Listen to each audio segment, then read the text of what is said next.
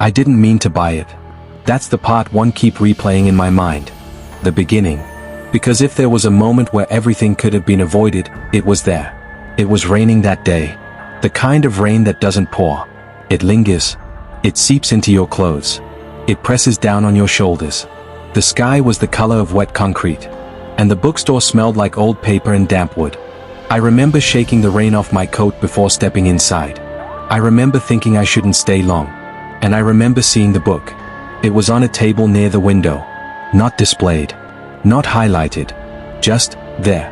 No bright cover. No bold lettering. Just a dull gray binding and a title pressed faintly into the surface. The Final Days of Daniel Hart. That's my name. Daniel Hart. It didn't register immediately. Names repeat. Coincidences happen. I told myself that. I even laughed. I picked it up casually, like someone testing fate. The back cover had no summary.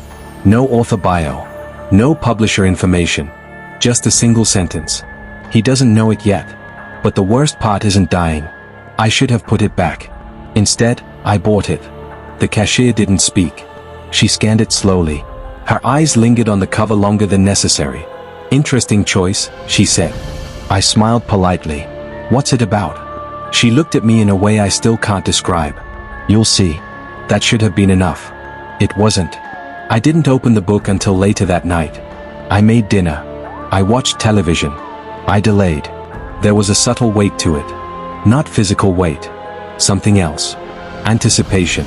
Or dread. Around 11:47 p.m., I finally opened it. The first page was blank. The second page had a date. Today's date. I remember feeling my throat tighten. Under the date was a single line. Daniel bought the book at 4:12 p.m. Pretending not to notice the way the cashier looked at him. My heart skipped. I checked the timestamp on my purchase receipt. 4:12 p.m. I told myself it was coincidence. A trick. A marketing stunt. I turned the page. It described my apartment. Perfectly. The crack in the wall near the ceiling. The faint humming sound my refrigerator makes at night. The way the bathroom faucet leaks once every 7 minutes. Things no one should know. Things I've never told anyone. The next paragraph described me sitting on the couch. Reading. Feeling afraid. I stopped reading. I laughed, but it didn't sound like my laugh. I checked the spine of the book for a hidden camera. Nothing. I flipped ahead. And that's when I saw it. I couldn't breathe for a moment. I skimmed. My eyes moved faster than my brain could process. It described someone watching me. It described a man standing across the street from my apartment building. Watching my window. It described the way I would try to dismiss it. And then I saw a sentence that made my hands go numb. At 12:36 a.m., Daniel will look outside and see the man for the first time. I looked at the clock. 12:31 a.m. I should not have done it. But I did. I walked to the window. Slowly. Every step felt rehearsed. I parted the curtain slightly. Nothing. The street was empty. Relief flooded me. I laughed again. This is insane, I told myself. Then I noticed something. A shadow near the lamppost. Just outside the range of direct light. Standing still. Facing my building. I couldn't see his face. But I knew. He wasn't there before. I looked at the clock. 12:36 a.m. Exactly. I dropped the curtain. My hands were shaking so badly I almost tore it off the rod. I grabbed the book. Flipped to chapter 7 again. The next line read. Now he sees me. The room felt smaller. Tighter. I locked every door. Every window. I turned off the lights. I went into the bathroom and shut the door. And I read. Because somehow, the only thing worse than knowing was not knowing what came next. It described me calling the police. It described the officer sounding annoyed. It described them finding nothing outside. It described the shadow disappearing before they arrived. And it described the way I would start questioning myself. I hadn't called the police yet. But my phone was already in my hand. I hesitated. The book said I would call at 12:41.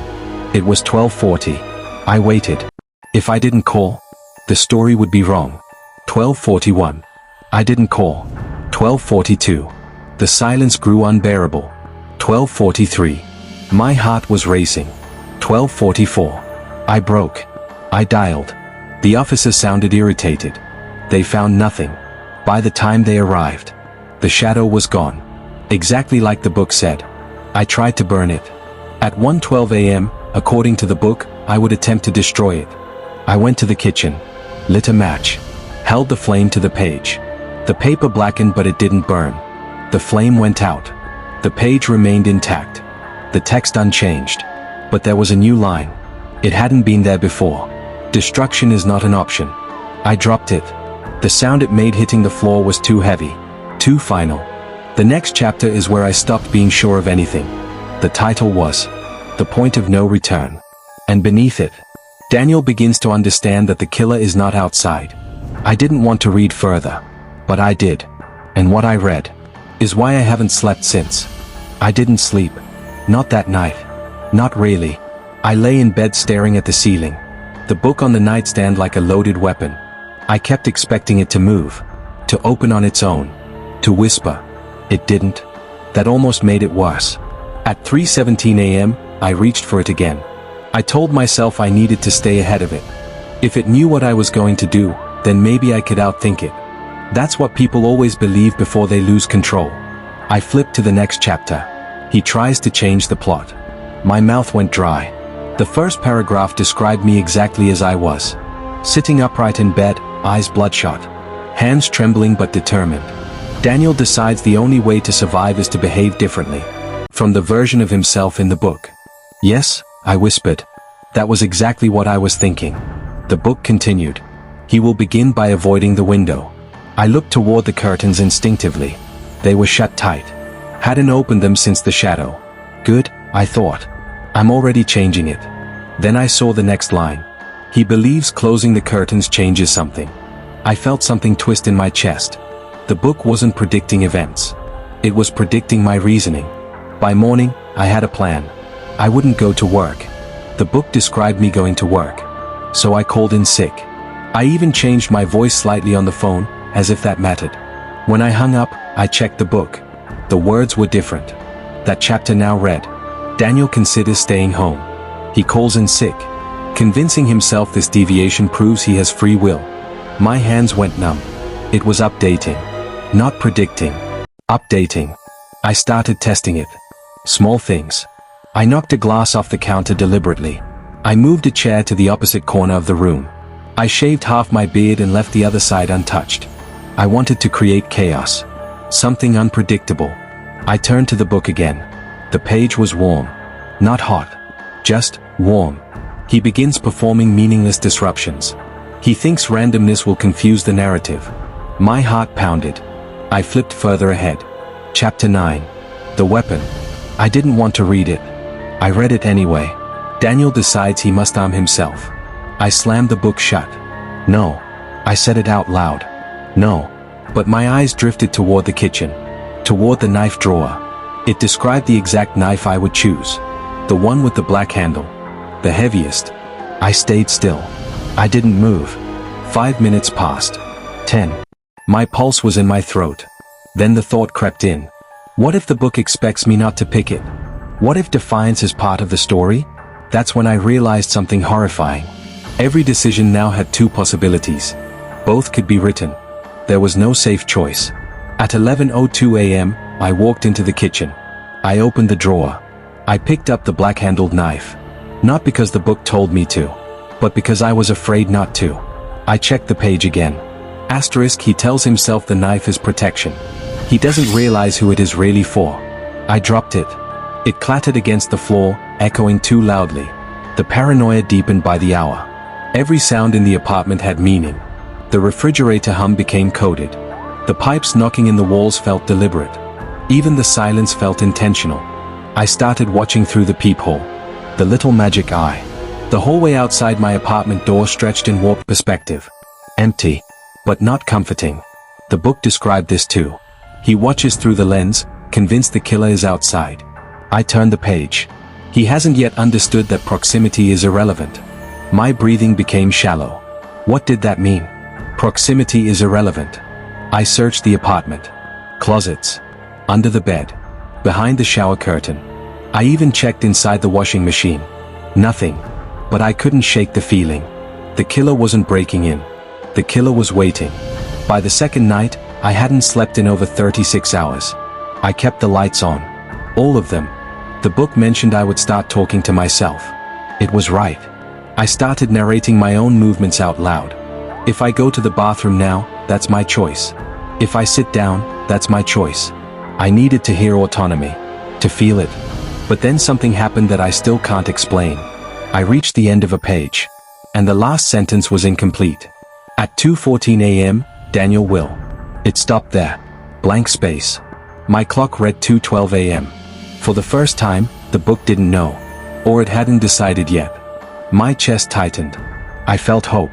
Real hope. If the sentence wasn't finished, maybe the future wasn't fixed. 2:13 a.m. My hands were shaking violently now. I stared at the page. 2:14 a.m. The lights in my apartment flickered. Just once. And the sentence completed itself. Attempt to take his own life. I couldn't breathe. The knife.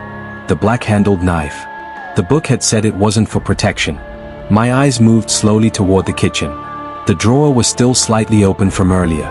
The hallway seemed longer now. The apartment felt wrong. Like it wasn't entirely mine anymore. The thought entered my mind softly. Not like a scream. Like a suggestion. If I die by my own hand, the killer doesn't win. The narrative ends. No murder. No predator. No shadow. Just silence. It felt logical. Comforting, even. The book had predicted this.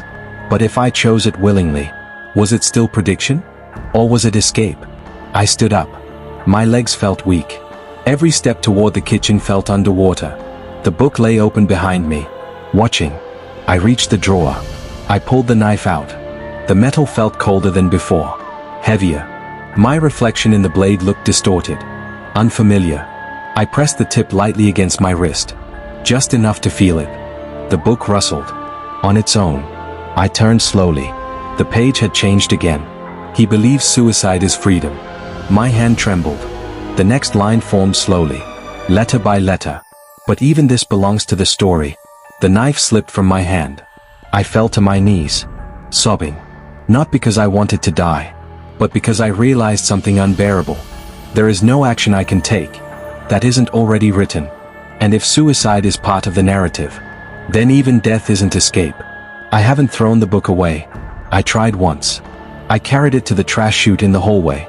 But when I looked down the dark metal shaft, I felt something watching from below. Waiting for it. Waiting for me. So I brought it back inside. It's on the table now. Open. To a new chapter. I haven't read it yet. But I saw the title. The moment he understands who the killer is. And I'm afraid. Because I'm starting to suspect. It isn't someone outside my apartment. I didn't open the next chapter for a long time. I just stared at the title.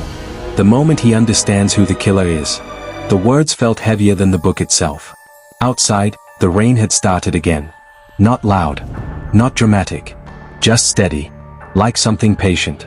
I kept thinking about the shadow by the lamppost. The way it stood still. The way it felt aware. But now, I wasn't sure it had ever been there. And that thought was worse. Because if it wasn't real, then everything was happening inside my head. And if everything was happening inside my head, then the killer didn't need to come from outside. I finally turned the page. The first line was short. Brutal. Daniel begins to suspect himself. My throat tightened. No. No. That's lazy, I thought. Predictable. There it was him all along twist. I almost laughed. But the book continued. Not because he remembers killing anyone. My smile faded. But because he cannot prove that he hasn't. Something inside me went cold. I tried to recall yesterday clearly. The bookstore. The cashier. Walking home. Dinner. Reading. But the memories felt thin. Like badly edited film. I could see them. But I couldn't feel them. I tried to remember the face of the cashier. Her eyes. Her voice. It slipped. Details dissolved the harder I focused. The book shifted slightly on the table. I swear it did. He searches his memory and finds gaps. I stopped breathing. There are always gaps in memory. That's normal.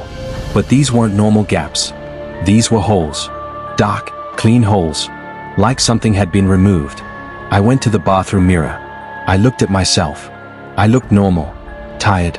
Unshaven. But normal. I leaned closer. My eyes looked distant, like I was slightly behind them, observing from somewhere further back. The book was still open on the table behind me. I could see it reflected in the mirror. The page changed again. He checks his reflection, searching for evidence of violence. My hands trembled. Violence. I pulled up my sleeves. No blood. No scratches. But I felt something else. A soreness in my right shoulder. Deep muscle soreness. Like I'd been lifting something heavy. Or dragging something. I froze. Dragging. Why did that word come so easily? I hadn't read it. The book hadn't used it. But it felt correct. I stepped away from the mirror. I felt dizzy. The apartment seemed slightly unfamiliar. Not in layout. In ownership. Like I was visiting. Like someone else lived here. I went to my phone. Call history. Messages. Everything looked normal. Except, there was a missed call from an unknown number at 3:03 a.m. I don't remember hearing it. I don't remember sleeping. I don't remember anything after the suicide moment. I checked the book again. There was a new section. Between 3 o'clock and 3:27 a.m. Daniel does something he will not consciously remember. My skin prickled. What did I do? I flipped the page. It was blank. Just that one line. Blank below it. I stared at it. Waiting. Nothing appeared. For the first time, the book was withholding. That felt deliberate. Cruel. I started searching the apartment again. But differently this time. Not for an intruder. For evidence. Trash bin. Nothing unusual. Kitchen sink. Clean. Bedroom. Normal. But when I lifted the corner of the rug near the couch, I saw it. A faint streak. Dark. Thin. Almost invisible. But not dust. Not dirt. I touched it. Dry. Flaky. My chest tightened. I brought my fingers closer to my face. Metallic scent. Blood. Old blood. My vision tunneled. I don't remember bleeding. I don't remember anyone else bleeding. The book's pages began turning on their own. Slowly. Deliberately. Stopping on a new paragraph. He finds what he left behind. My knees gave out. I fell back against the couch. Left behind. Left what behind? The words continued. Memory is unreliable when trauma protects the mind. Trauma. What trauma? The rain outside intensified. The sound filled the room. And then, I heard something else. From the hallway outside my apartment door. Footsteps. Slow. Measured. Back and forth. Back and forth. My stomach dropped. The attic. No. Different building. Different fear. Focus. The footsteps stopped directly outside my door. I crawled toward the peephole. Looked through. The hallway was empty. But I could still hear breathing. Close. Too close. And then I realized. The breathing wasn't coming from outside. It was coming from behind me. I turned slowly. The apartment was empty. But the sound persisted. My breathing. Echoing. Delayed. Like it was slightly out of sync with my body. The book flipped again. Asterisk. He begins to separate from himself. Asterisk. I felt it then. A shift.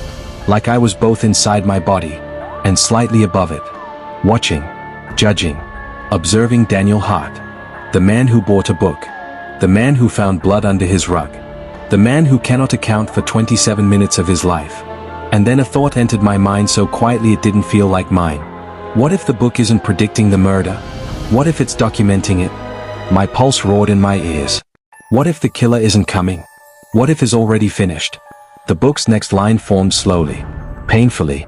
The murder did not happen in the future. I couldn't move. The rain stopped abruptly.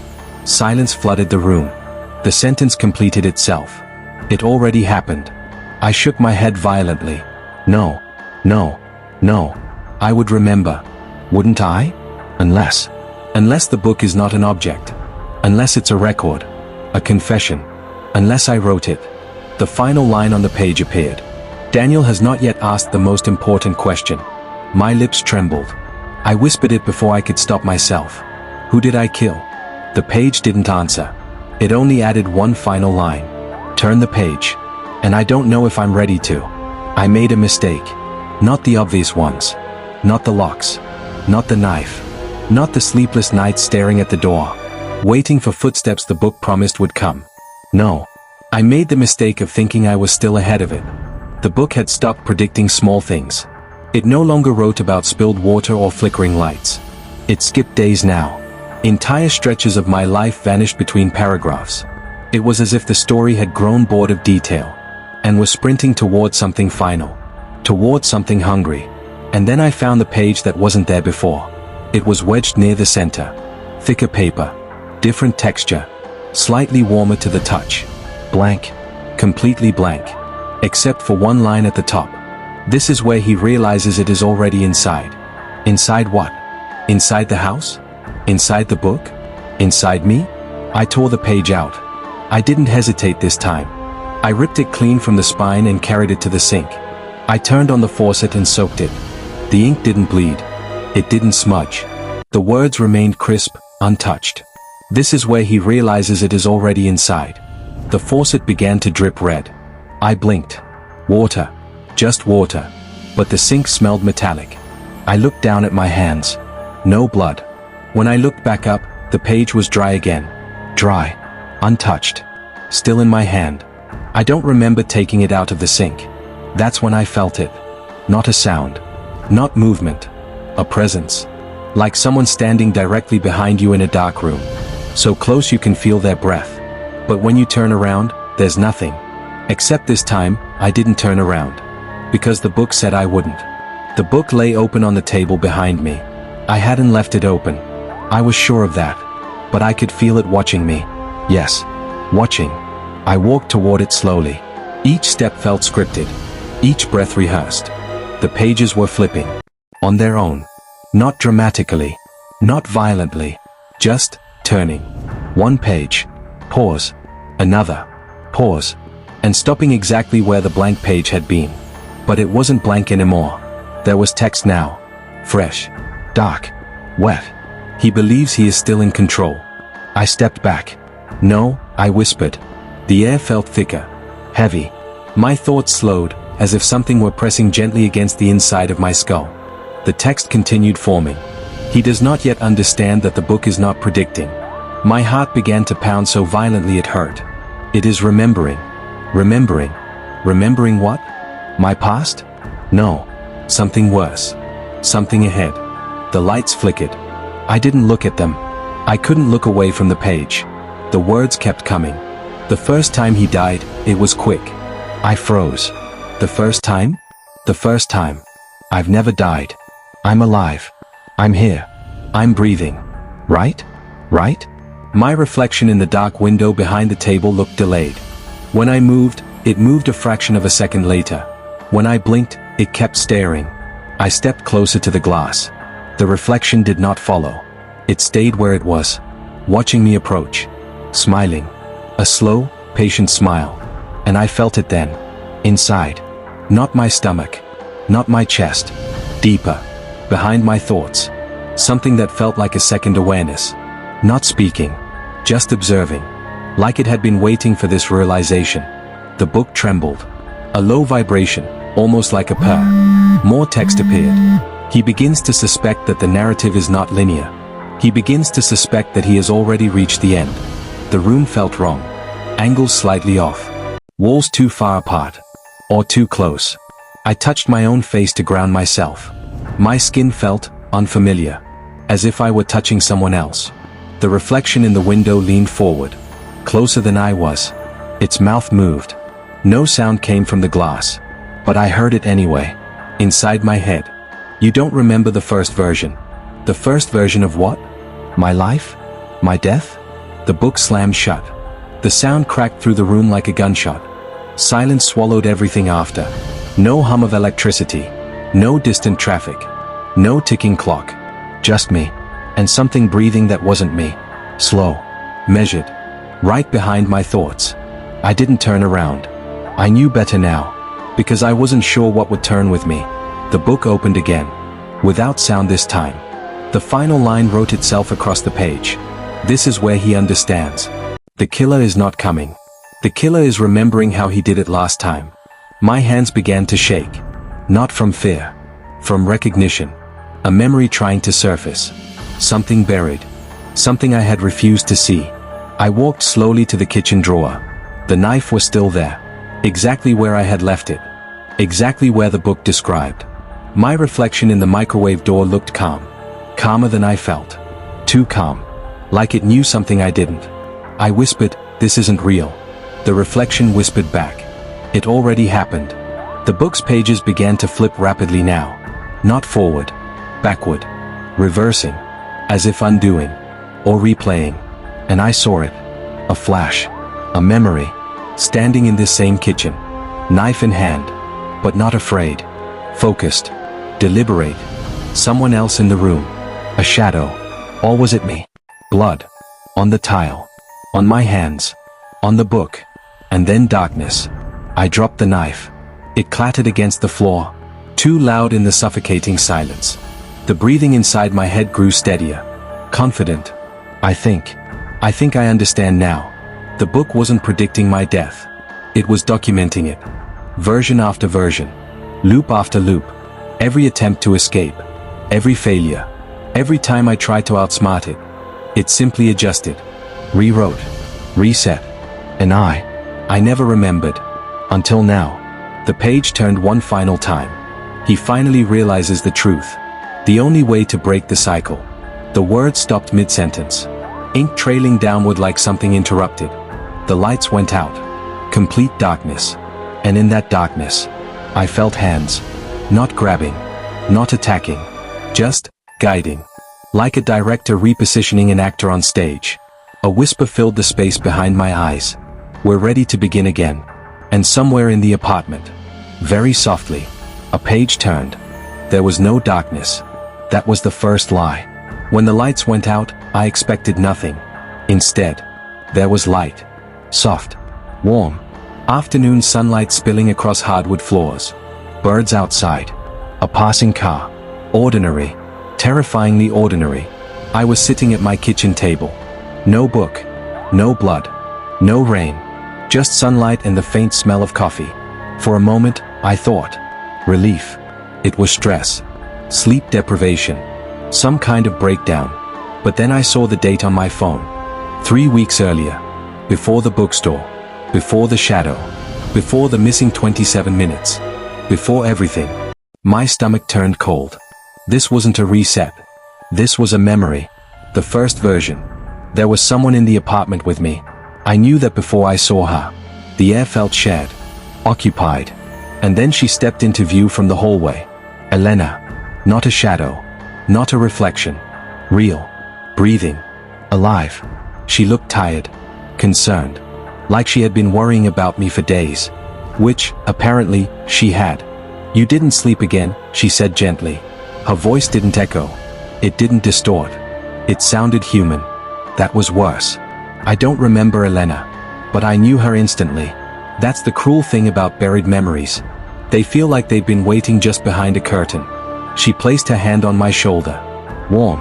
Solid. "You've been writing all night." Writing. I looked down. There was a notebook on the table. Not the black book. A plain spiral notebook. Handwritten pages. My handwriting. I flipped through it. Fragments. Disjointed thoughts. Sentences about memory. About repetition. About feeling like something was observing from inside my own mind. And then I saw it. A paragraph circled in red ink. "Not by me. If I die, it will not be the first time." My breathing became shallow. "Elena," I whispered, "what's happening to me?" Her expression shifted. Not fear. Not confusion. Recognition.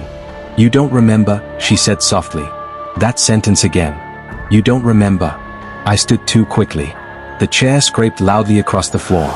"I've never met you." The words sounded wrong as soon as I said them. Pain flashed across her face. "Yes," she said quietly. "You have." She reached into her pocket and pulled out something small. A folded receipt. A bookstore receipt. Dated 3 weeks ago. My name printed clearly on it. Item purchased. Black hardcover journal. I felt the room tilt. "I burned that," I said automatically. She went still. "You tried." My heart stopped. "Tried?" Elena swallowed. "This isn't the first time you've been here. Here. In this moment. In this conversation." She stepped back slightly, like she was preparing for impact. "You always get to this part," she said. You always start remembering. And then what? My voice cracked. Her eyes filled with something that looked like grief that had aged 100 years. You kill me. The words didn't feel real. They bounced off my skull. Impossible. I would never. But then it came. Not a full memory. A sensation. Rage. Not at her. At something inside. A pressure building in my head. A voice whispering that she was the problem. That she was anchoring me. That she was preventing the cycle from completing. I staggered backward. No. She approached carefully. Listen to me. This is the first time you've remembered before it happens. Before what happens. I already knew. My gaze drifted toward the kitchen. Toward the drawer. The knife. My hands began trembling. I don't want to hurt you, I said. I know, she whispered. And that's when I felt it again. That second presence. Inside. Shifting. Awake. Watching her. Calculating. The air grew heavier. Elena's eyes widened slightly. You feel it now, don't you? I nodded slowly. It doesn't like me, she said. No. It didn't. It hated her. Because she remembered too. Because she wasn't part of the script. The presence pressed harder against my thoughts. A migraine blooming violently behind my eyes. I heard it clearly now. Not a whisper. A command. Asterisk she is the interruption. Asterisk. My vision blurred. Elena, I gasped, leave. I've tried that before, she said. It doesn't help. Before. How many times? Her voice broke. You always think killing me will fix it. Something inside me recoiled at that. I would never choose that. Would I? The presence pulsed. Anger. Fear. Territory threatened. It didn't want her to speak. It didn't want her to explain. Because if she explained, the cycle might break. The book. The black book. It wasn't just documentation. It was containment. A prison built from repetition. And Elena was the crack in the wall. I clutched my head. Tell me, I begged. How does it end? Tears rolled down her face. It doesn't. Silence. Birds outside. A dog barking in the distance. Normal life continuing while something ancient coiled inside my mind.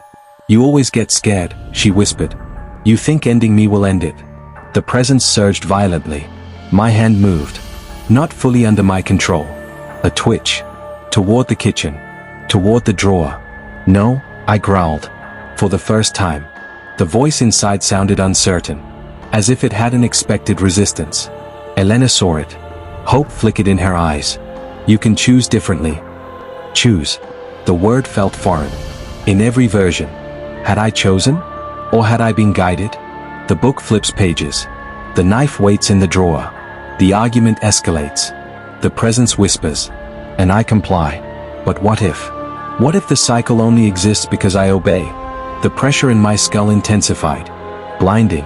The room flickered. Sunlight stuttered like a broken film reel. I saw flashes. Other versions. Other afternoons. Other Elenas. Crying. Begging. Dying. Blood on the floor. My hands shaking afterward. The book appearing days later. Every time. Every time. Every time. I screamed. Not in fear. In fury. You don't control me, I said aloud. The presence recoiled. Not gone. But startled. Elena stepped forward slowly. Daniel, she said, voice trembling. This is the moment that matters. The moment. In every loop, this is where I fail. This is where I choose the knife. This is where the book is born. The pressure inside my head became unbearable. It wanted completion. It wanted the familiar ending. The cycle feeds on certainty. I walked to the kitchen drawer. Elena inhaled sharply. But she didn't run. She knew running never changed it. I opened the drawer. The knife gleamed in the sunlight. I stared at it. I felt the presence lean in. Eager. Hungry. Waiting. My hand wrapped around the handle. The air vibrated. The presence smiled inside my mind. And then, I did something I have never done in any version. I slammed the drawer shut. Hard. The knife rattled inside. I stepped away from it. The presence screamed. Not audibly, but inside my skull. A tearing sound. Like something ripping free. The sunlight stabilized. The flickering stopped. Elena stared at me in disbelief. You've never. I know, I said. The room felt different. Not lighter, but unstable. as if the script had been thrown off course. Somewhere, far away, a page failed to turn. The black book did not appear. The receipt in Elena's hand began to fade. Ink dissolving. Paper thinning. The presence inside me writhed violently. This is not how it goes. I felt it shrinking, weakening, panicking. And then, everything went white. When the light faded, I was back in my apartment. Present day. Rain against the windows. The black book on the table. Open. Silent. Waiting. But the last page was blank. Completely blank. For the first time since this began, there were no words, no predictions, no memory, just empty paper, and something inside me, gone. Or at least, quiet. Very quiet. The cycle is broken. Or, it's waiting to see what I write next. The page was blank. It shouldn't have been possible. For weeks, the book had written without hesitation, without pause, without mercy. Now, nothing. No ink forming. No slow crawling sentences. No commentary on my breathing. No prediction of the next movement. Just white paper. I waited. 5 minutes. 10. An hour. Nothing changed. For the first time since I bought it. The silence felt worse than the writing. Because if it wasn't controlling the narrative anymore, then I was. And I didn't trust myself. I didn't sleep that night. I kept the book open in front of me, afraid it would begin again if I looked away. Morning came slowly. Gray light filled the apartment. The rain had stopped. The world outside looked normal. Too normal. Like nothing cosmic had ever tried to hollow out my mind. I reached toward the blank page. Carefully. As if it might bite. My fingers brushed the paper. Cold. Not warm like before. Not alive. Just paper. And that's when I made the second mistake. The first mistake was ever opening it. The second was touching a pen. I don't know why I did it.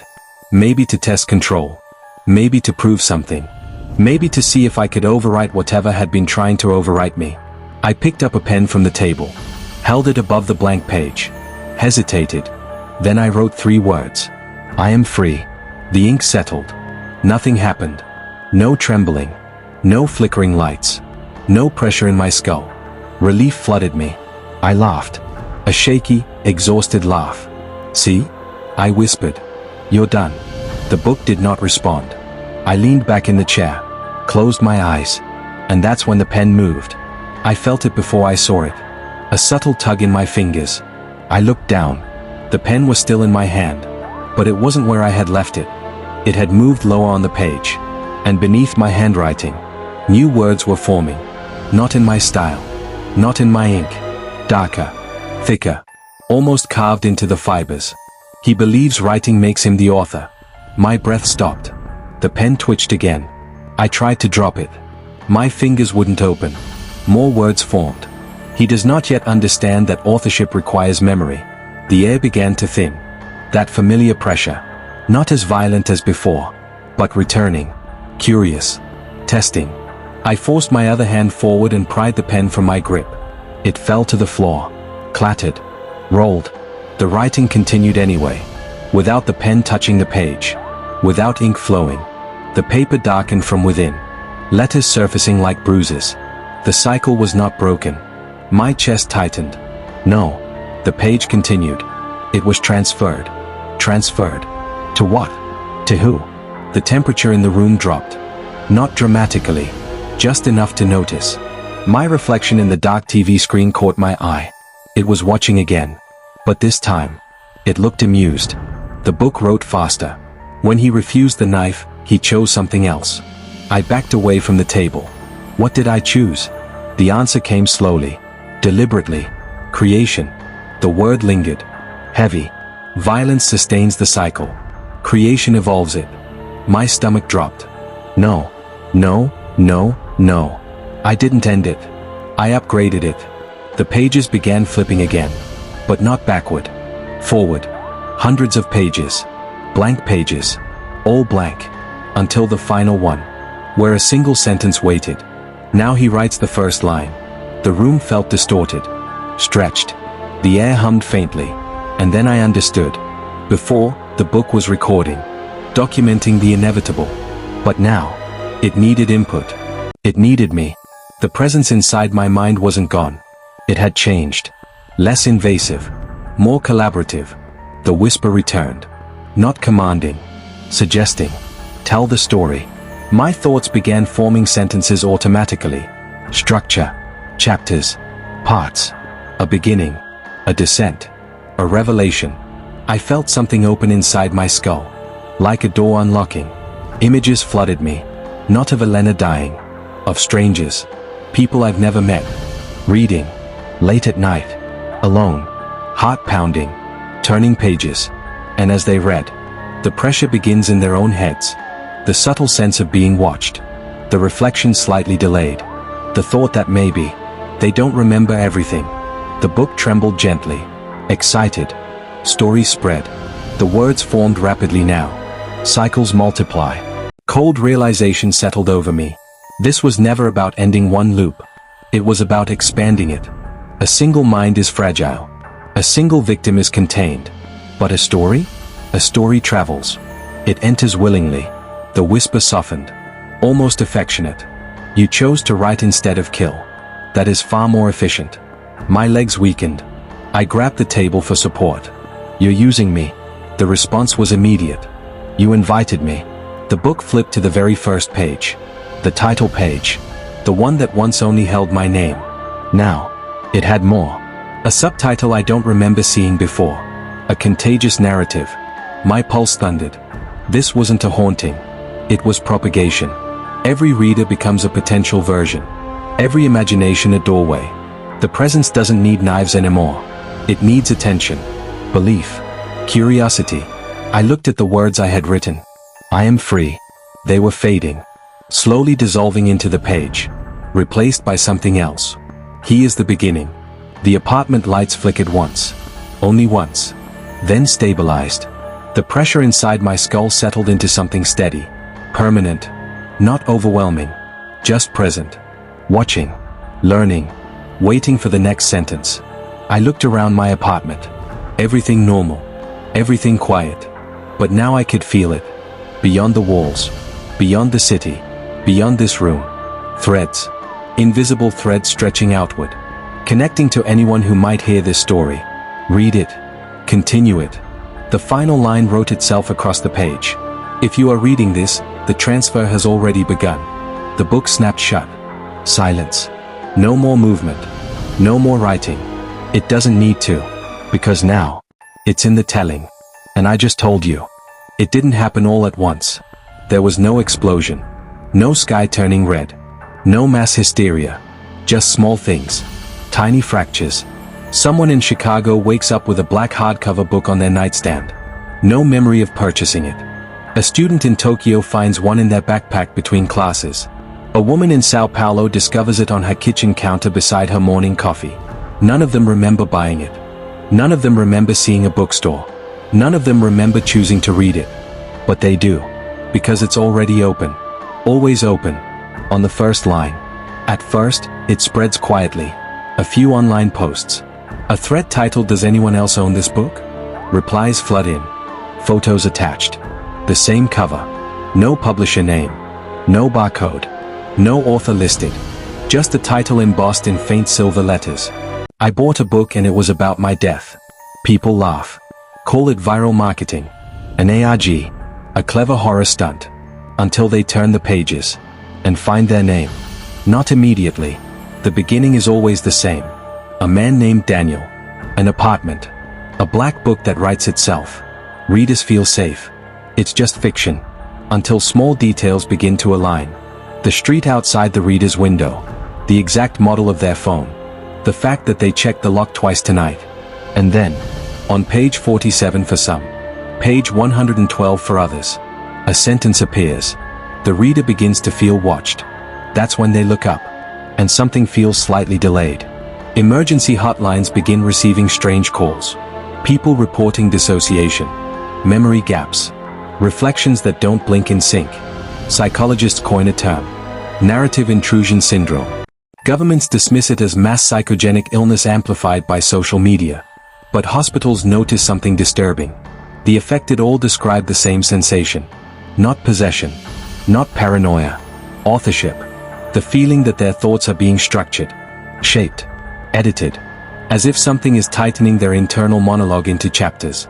News anchors begin mentioning it cautiously. A strange book phenomenon. An internet rumor. Then a live broadcast cuts out mid-sentence. The anchor pauses. Looks down at the desk. There is a book there. She touches it slowly. The camera zooms in unintentionally. The page reads. She will continue reading despite herself. She does. On live television. Ratings spike. The clip goes viral. The spread accelerates. Printing companies swear they've never produced it. Retailers have no record of selling it. No supply chain. No distribution. Yet millions now own a copy. Because the book doesn't arrive through mail. It arrives through attention. Someone hears about it. Thinks about it. And later, it's there. On a desk. In a bag. Under a pillow. Waiting. Already opened. Research labs attempt to destroy copies. Burn them. Shred them. Dissolve them in acid. The pages remain intact. But that's not the worst part. When one copy is destroyed, two appear somewhere else. It is not a physical object. It is replication through narrative. Every retelling strengthens it. Every warning spreads it. Every analysis deepens its roots. Because the book is no longer documenting individuals. It's documenting humanity. Some readers reach the final chapter. Most don't. Those who do report the same thing. The last page is blank. Until they reach it. Then it writes a single line tailored precisely to them. For a police officer, you will hesitate 1 second too long. For a surgeon, your hand will tremble once. For a pilot, you will question the instrument reading. Not fatal. Not dramatic. Just enough. Tiny fractures in certainty. And that's all it needs. Because the presence learned something from Daniel. Violence sustains cycles. Subtlety expands them. Religious leaders call it demonic. Scientists call it mimetic contagion. Tech companies try to suppress discussion. But suppression requires naming. And naming requires repeating. Repeating feeds it. Soon, the phrase becomes unavoidable. Talk shows. Podcasts. Casual conversations. Have you heard about that book? Yes. Everyone has. That's the problem. Then comes the day no one notices at first. A quiet, ordinary Tuesday. No disasters. No mass panic. Just a subtle shift. Across the globe, millions wake up with the same unsettling realization. They don't remember buying any book. Not recently. Not ever. But their thoughts feel formatted. Internal narration slightly too structured. Moments described in their own heads like paragraphs. People pause mid-thought. Mid-conversation. Mid-step. Because something feels off. Not external. Internal. Like someone adjusting margins inside their mind. And somewhere, not in a location, not in a body, but in the space between attention and imagination, it observes. It has no need for knives. No need for loops. No need for a single protagonist. Daniel was version 1. A prototype. Now, there are billions of authors. Billions of minds gently guided toward tension. Toward doubt. Toward self-observation. Because once you begin observing yourself, you split. Observer and observed. And in that split, it lives. Somewhere, someone finishes this story. They reach the final line. They feel a chill. They tell a friend. Read this. It's disturbing. And just like that, another copy exists. Already open. Already waiting. On the first page. If you are calm right now, that's normal. If you feel slightly aware of your breathing, that's expected. If your reflection tonight seems a fraction slower, that's coincidence. Probably. Because the book doesn't need you to panic. It only needs you to notice. And you did. The last page of every copy now reads the same. No one remembers buying the book. But everyone remembers reading it. And that is enough. End. Or, perhaps, beginning.